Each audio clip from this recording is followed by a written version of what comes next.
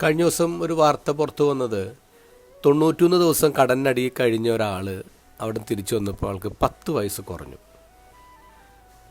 മുൻ നാവിക ഉദ്യോഗസ്ഥരും ഗവേഷകനുമായ ജോസഫ് ഡിറ്റൂരിയാണ് ഒരു പഠനത്തിൻ്റെ ഭാഗമായിട്ട് അറ്റ്ലാന്റിക് സമുദ്രത്തിൻ്റെ താഴെ പോയി താമസിച്ചത്. സ്പെഷ്യലായിട്ട് ഒരിക്കൽ ഒരു പേടകത്തിനകത്താണ് അദ്ദേഹം കഴിഞ്ഞത്. 91 ദിവസം കഴിഞ്ഞ് അദ്ദേഹം പുറത്തു വന്നപ്പോൾ ഡോക്ടേഴ്സ് അദ്ദേഹത്തെ ചെക്ക് ചെയ്തപ്പോൾ അത്ഭുതപ്പെട്ടു. കാരണം അദ്ദേഹത്തിന് 10 വയസ്സ് കുറഞ്ഞിരിക്കുകയാണ്.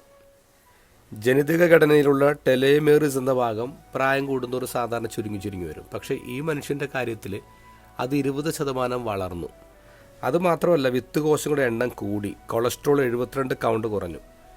ഇതെല്ലാം കടലിനടിയിലെ മർദ്ദത്തിൻ്റെ ഫലമായിട്ടുണ്ടായതാണെന്നാണ് വിദഗ്ധർ പറയുന്നത്. ഞാനിങ്ങനെ ചിന്തിക്കുകയായിരുന്നു, കടലിനടിയിലെ മർദ്ദത്തെക്കാൾ കൂടുതൽ ഈ ഭൂമിയിലുള്ള സമ്മർദ്ദമില്ലാഞ്ഞിട്ടായിരിക്കാം അദ്ദേഹത്തിന് ഈ പ്രായം കുറഞ്ഞത്. നമ്മൾ ഈ ഭൂമി ജീവിക്കുമ്പോൾ എന്തൊരു പ്രഷേഴ്സിലൂടെ കടന്നുപോയിക്കൊണ്ടിരിക്കുന്നത്. പ്രത്യേകിച്ച് ഈ ഓൺലൈൻ ലോകത്ത് നമ്മളിങ്ങനെ അണ്ടർ പ്രഷറാണ് ഇങ്ങനെ ജീവിച്ചുകൊണ്ടിരിക്കുന്നത്. ഇതില്ലാതെ വരുമ്പോൾ തന്നെ നമ്മളുടെ പ്രായം താനെ കുറയും. നമ്മുടെ പഴയ സന്യാസിമാരെയൊക്കെ കുറിച്ച് ഓർത്ത് നോക്കിയാൽ മതി.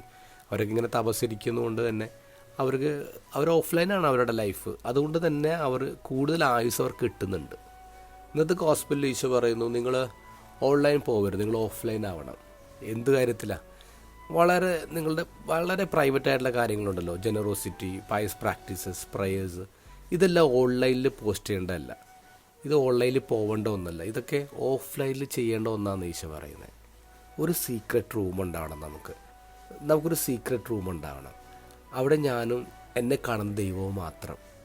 അവിടെ വ്യൂവേഴ്സ് ഇല്ല, ലൈക്ക് ബട്ടൺ ഇല്ല, കമൻറ്റ് ബോക്സ് ഇല്ല. അങ്ങനെ ഒരു ഓഫ്ലൈൻ ലൈഫ് ആവണ്ടേ നമ്മുടെ ജീവിതം.